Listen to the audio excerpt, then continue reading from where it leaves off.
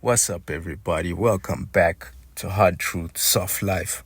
Yo, man, the US is investigating huge fraud and South Africans need to pay attention. Now, I don't know if you heard this, man, but a video's been going viral all over the internet lately by a guy by the name of Nick Shirley.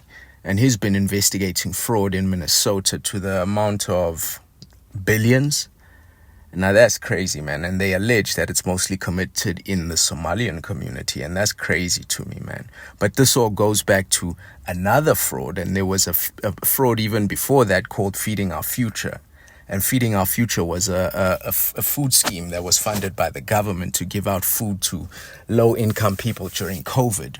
And yo, man, out of the 86 defendants in that case, 79 are Somalian. And that's crazy, man. And that's 250 million US dollars, which if you convert to rands is a huge amount of money. So, yo, we need to pay attention.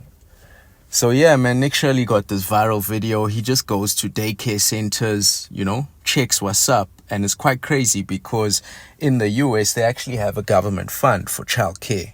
And what this fund does is it pays non-profit organizations so that they can provide childcare to low-income families, and then it invoices the government. And what Nick Shirley is alleging is that there were no kids, there's no services rendered. These NPOs that are being run by Somalis are invoicing the government for work that's not done. Now, that's crazy, man. That's crazy. Even if it's in billions, that's crazy. So I encourage you, man, go check out his video. But South Africans really need to pay attention to this because I don't know if you know this, but in South Africa, the second biggest refugee community by numbers are Somalians, second only to Zim. But the crazy thing about it is Zimbabwe is our neighbor, like we share a border. So it's only natural that Zimbabweans would make a big amount of the refugees here. It makes sense. But if you look at Somali, man, that's far away though. That's so far away. But it is what it is, we can't control the flow of migrants. But yeah, secondly, the crazy thing about it is that if you look at the spaza shop, and people know the spaza shop is just like an informal shop, but if you look at spaza shops in South Africa, Somalis control 58%. And that's huge, man. I know we've had issues in South Africa around that. They control 58% of an estimated 178 billion annual sector economy. So that's a huge amount of money. So yeah, man, that's the one thing about it. And there's been a lot of government back and forth because South Africans trying to get into the market, and they say, oh no, we can't get into the market because we don't have money. So government sets up a spaza shop support fund to help South Africans get into the sector and compete. Now that's a lot of money, man. That's 500 million taxpayer money that's going and no return on investment. So our government is trying to help South Africans compete with Somalians in South Africa, and that's crazy.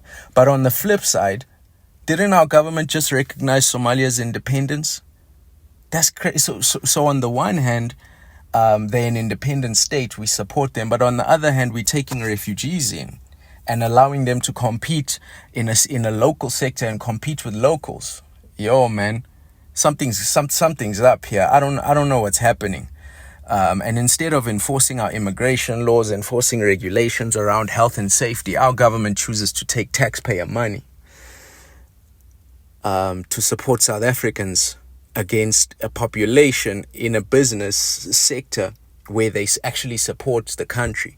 So, yo, man, all I'm saying is, for me, this raises eyebrows because I like to ask questions. And you should be asking questions too. And everyone knows, man, as long as everything's above board, everything's lawful, I don't have no issues, man. I really have no issues. If everything's being followed, all laws are being followed, we all good. I actually love that stuff. But if there's problems and if there's non-compliance, man, we really need to look into this. So all I'm saying is, yo, man, South Africans need to wake up. There's problems happening outside. Some of them are on our doorsteps. But yo, man, that's Hard Truth, Soft Life. We out.